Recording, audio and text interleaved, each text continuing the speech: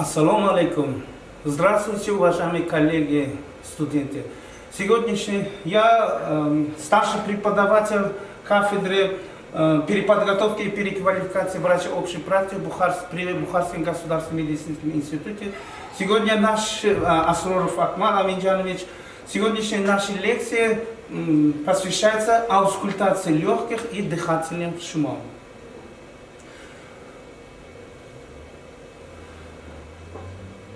По ходу лекции мы разбираем историю и правила техники аускультации легких, потом нормальная физиологическое дыхание. Следующий план лекции у нас дыхательные шумы и заканчивается патологическими типами дыхания. Немножко об истории аускультации, я долго не буду останавливаться. Впервые введен этот аускультация в 1819 году Лайенником. Правило техники аускультации: больной в положении стоя или сидя должно быть, грудная клетка должна быть обнажена, помещение должно быть теплым, и последовательность аускультации — это спереди над подключичной областью, потом второй межреберье с обоих сторон, справа слизь, суживаем среднюю долю, затем аускультация боковых поверхностей грудной клетки, потом заканчиваем аускультацией сзади в области верхушек, между лопаток, переходя на нижних отделов. Мы долго останавливаться не будем. Значит, визикулярное дыхание — это нормальное физиологическое дыхание. Это мягкий дыхательный шум с продолжительной фазой вдоха и неясным выдохом. Выдох составляет не более половины вдоха. Вызывается визикулярное дыхание колебанием стенок альвеол во время вдоха. Громче всего выслушивается слева под ключицами, сзади в подключичной области, затем на боковых и нижних поверхностях грудной клетки. Количественным изменением визикулярного дыхания это ослабление или усиление визикулярного дыхания, а качественным изменением визикулярного дыхания это жесткое визикулярное дыхание с удлиненным выдохом и прерывистым визикулярным дыханием. Бронхальное дыхание это выслушивается в патологии и при нормальном состоянии, как над воспалительным уплотненным легочным тканью и над областью полости. В норме его можно выслушивать в области щитовидного хряща, 7-го шейного позвонка, 3-го и 4-го грудного позвонка сзади и во втором межреберье спереди по среднеключичным линиям. Слышно при вдохе и при выдохе, причем выдох последний значительно длиннее, чем вдоха. Выдох 2 раза длиннее вдоха. Сейчас примером выслушиваем 3 нормальные дыхания типа.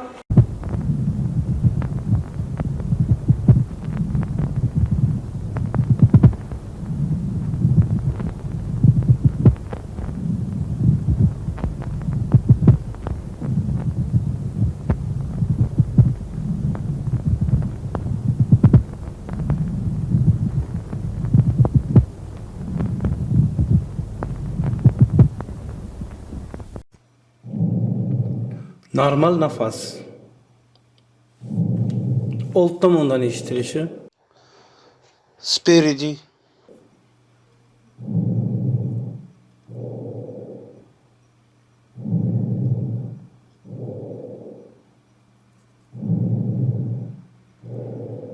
Orqa tomondan eshitilishi. Сзади.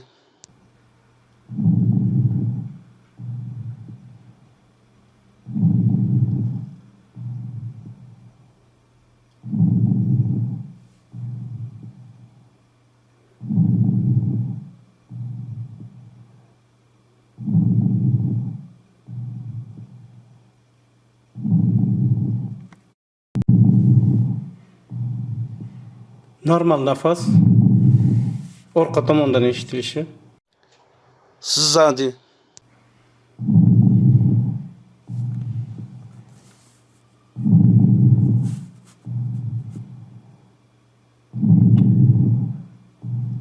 Old tomondan eshitilishi. Спереди.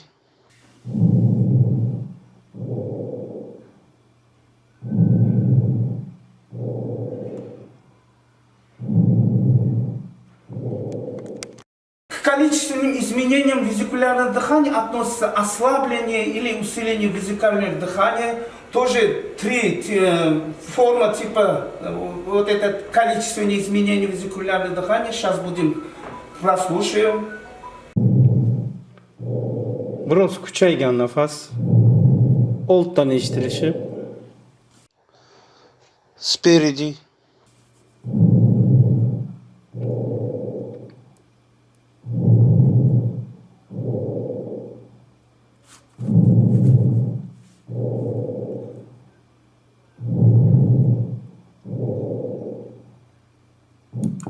Orqadan eshitilishi. сзади, Biroz kuchaytirilgan nafas.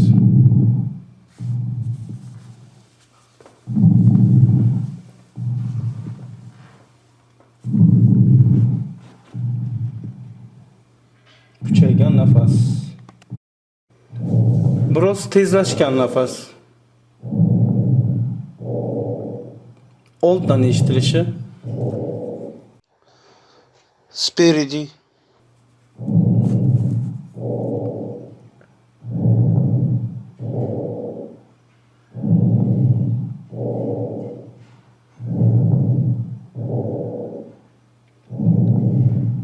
Tezlashgan nafasni orqadan eshitilishi.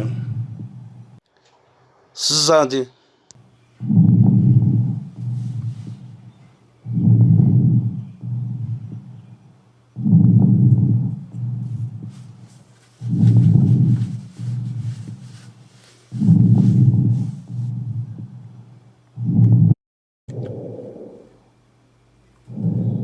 Biroz sekinlashgan nafas.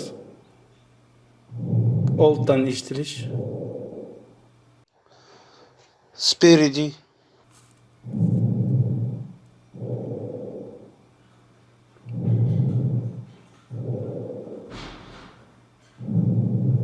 Orqadan eshitilishi. сзади,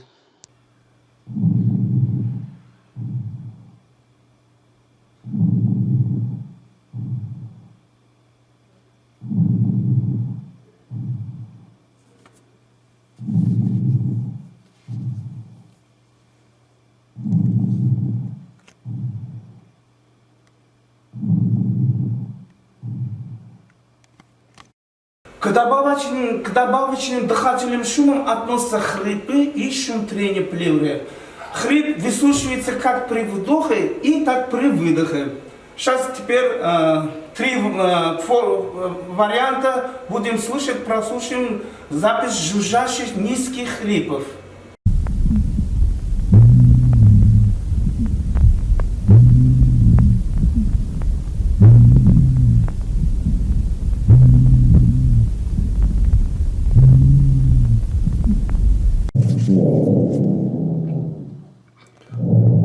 Quruq xirillashlar old tomondan. спереди,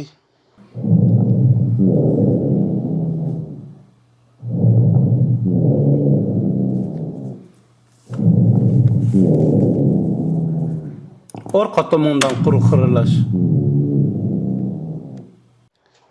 сзади,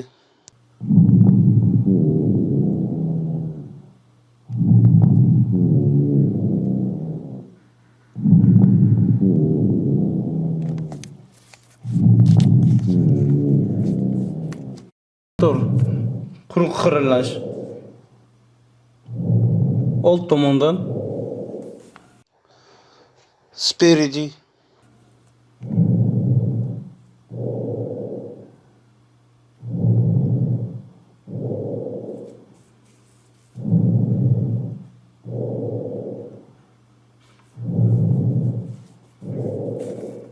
Orqa tomondan eshitilishi.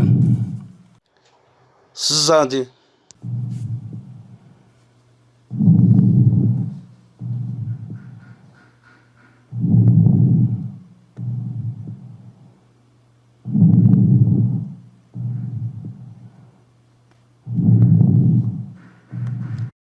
Теперь будем слышать высокие, свистящие, сухие хрипы.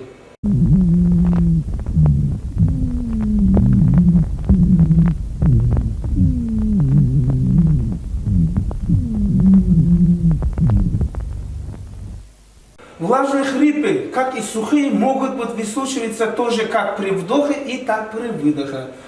Сейчас, значит, слышим два варианта влажных хрипов мелкого и среднего калибра.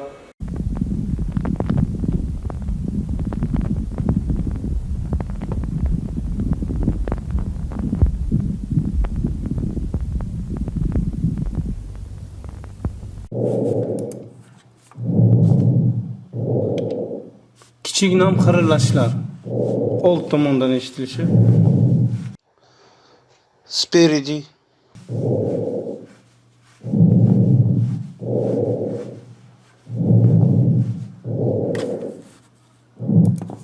Orqa tomondan eshitilishi. Сзади.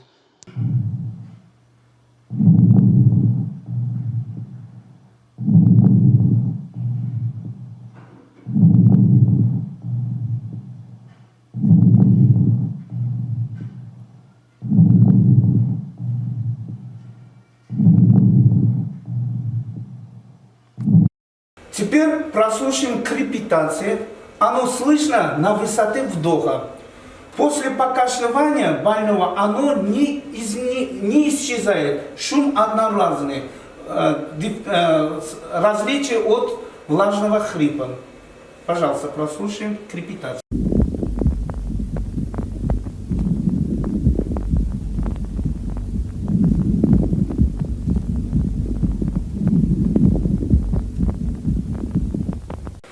Следующий у нас шум, это шум трения плевры.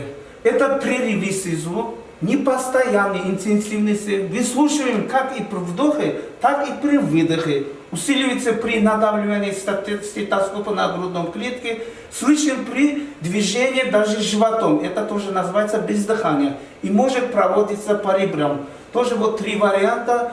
Выслушиваем сейчас шум трения плевры.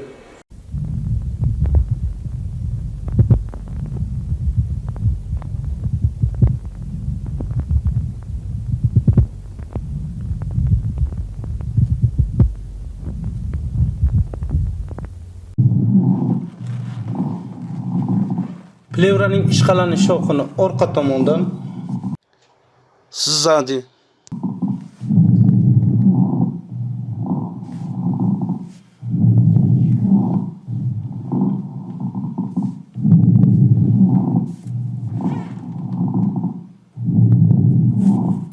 old tomondan, Спереди.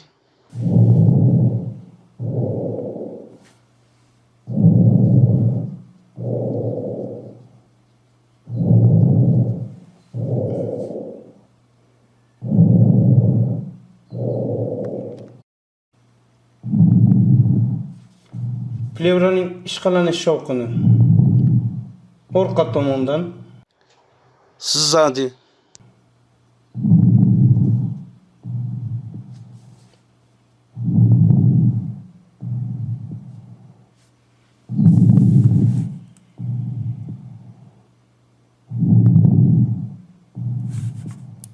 old tomondan, Спереди.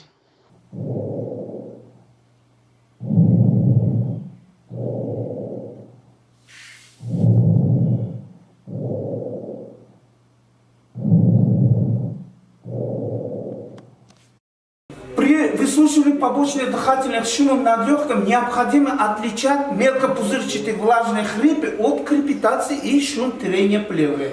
Разнокалиберные влажные хрипы бывают разнокалиберные. Это мелкие, средние и крупнокалиберные. Выслушивается и на вдохе, и выдохе, и меняется при покашливании. Сейчас прослушиваем мелкопузырчатый влажный хрип.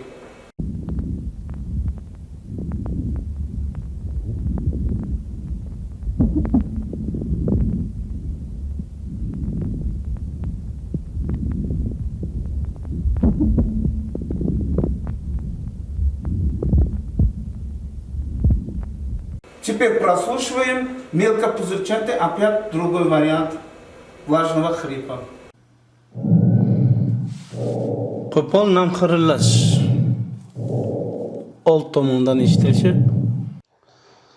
Спереди.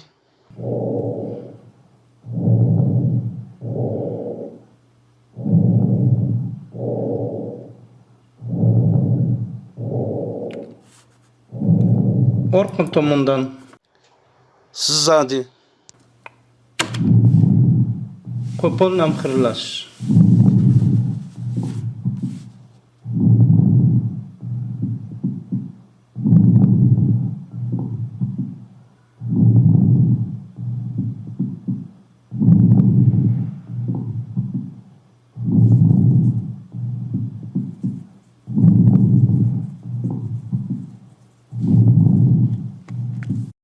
Крепитация выслушивается только на высоте вдоха, однотипно и не меняется при покашливании. Тоже выслушиваем крепитацию.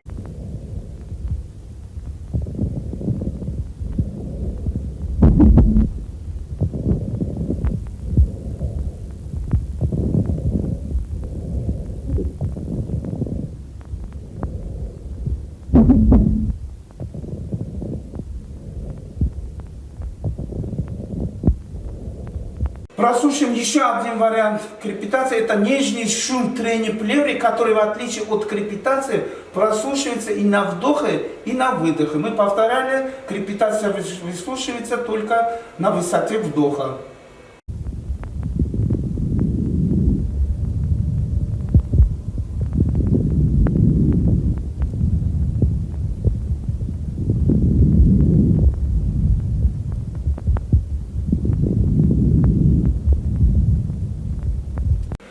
Шум трения плевры, в отличие от мелкопузырчатых влажных липов, не меняется при покашливании.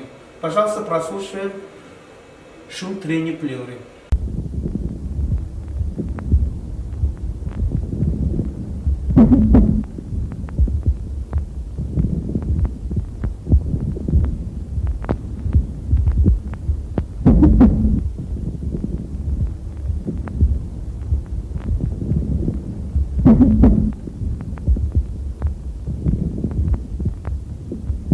Отличить низкий шум трения плевры от других заболеваний не представляет трудности. Прослушаем грубый звук трения плевры, ощущаемый даже при пальпации.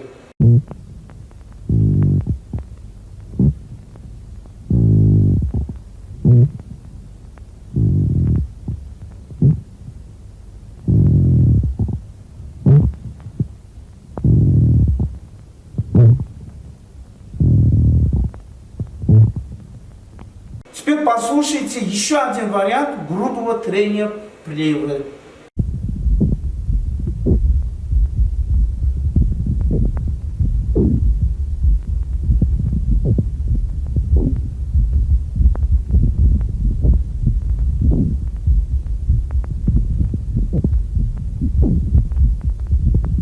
К следующим патологическим типам дыхания это относится дыхание Чейнин-Стокса. Оно характеризуется волнообразным нарастанием и уменьшением амплитуды дыхательных движений и паузами между волнами.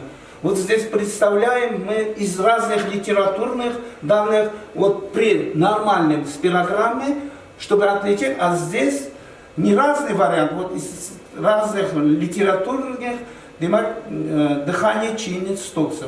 Ну, везде одинаковые. Вот теперь прослушаем два варианта дыхания Чейнин-Стокса.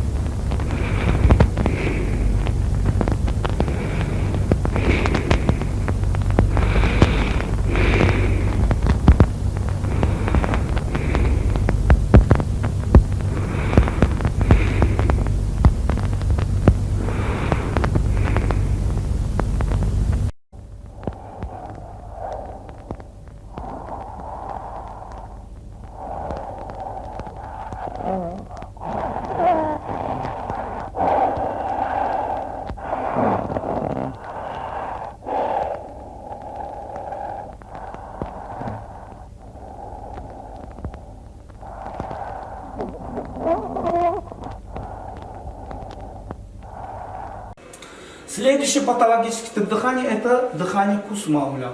Дыхание Кусмауля – это большой шум, не характеризуется глубокими дыхательными размахами. Вот здесь тоже нормальный спирограмму, и возле него вот у нас дыхание Кусмауля. 4 варианта из 4 различных литератур. Теперь 2 варианта дыхания Кусмауля прослушиваем.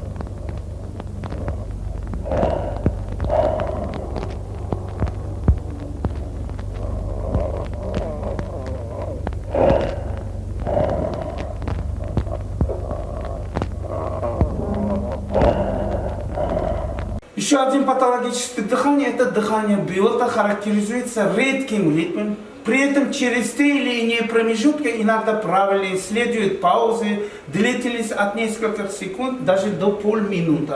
И здесь тоже из разных литератур мы приводим пример вот при нормальном, а это при дыхании биота спирограммы. Вот теперь прослушаем.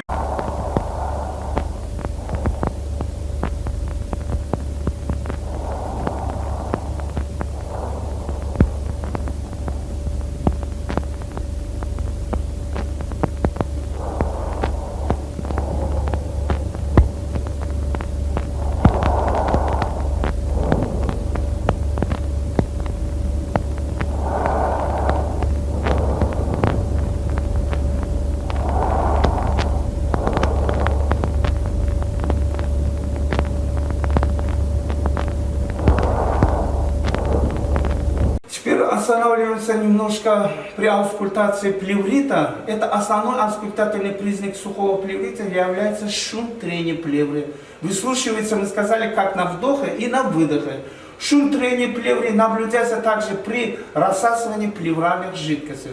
Теперь прослушаем разные варианты шум трения плевры.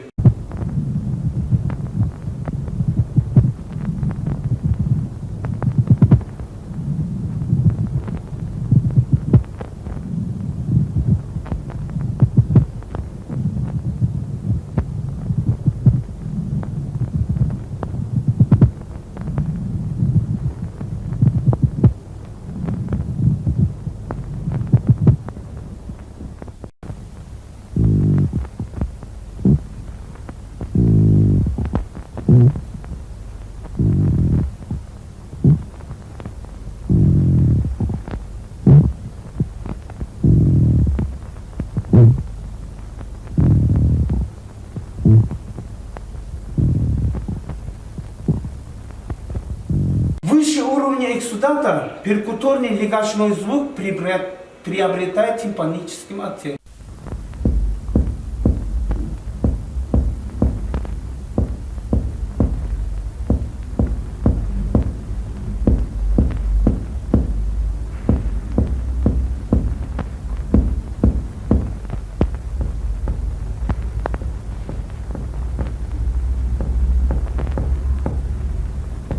Теперь прослушаем перкуторный звук на больной стороне от абсолютной тупости.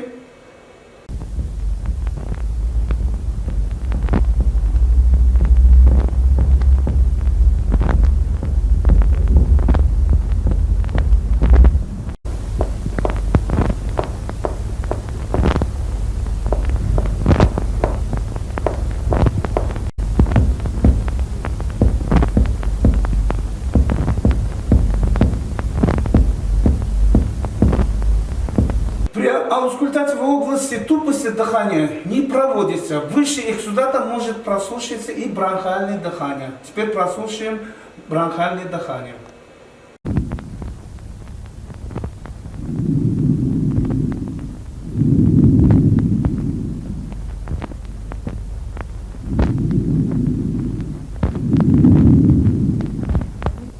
Помимо этого может и выслушиваться и крепитация.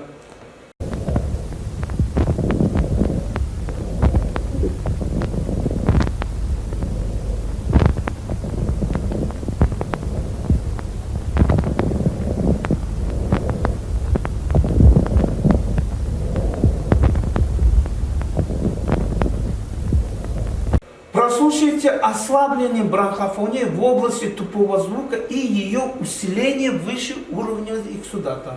Пожалуйста, прослушиваем.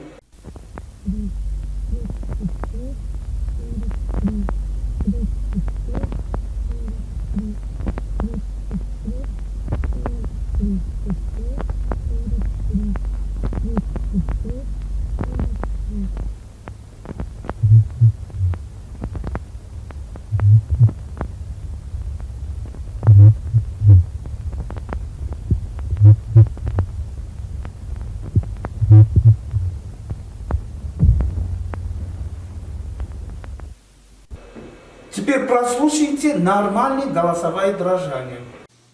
99, 99, Ovoz tebranişi, голосовое дрожание. 99, Ол tomondan, Спереди. 99, 99, orqa tomondan ovoz tebranişi. 99, Сзади. 99, 99. Спасибо за внимание. Еще раз мы вас предлагаем в Бухаре, нашей древней, столичном Узбекистане. Спасибо за внимание еще раз.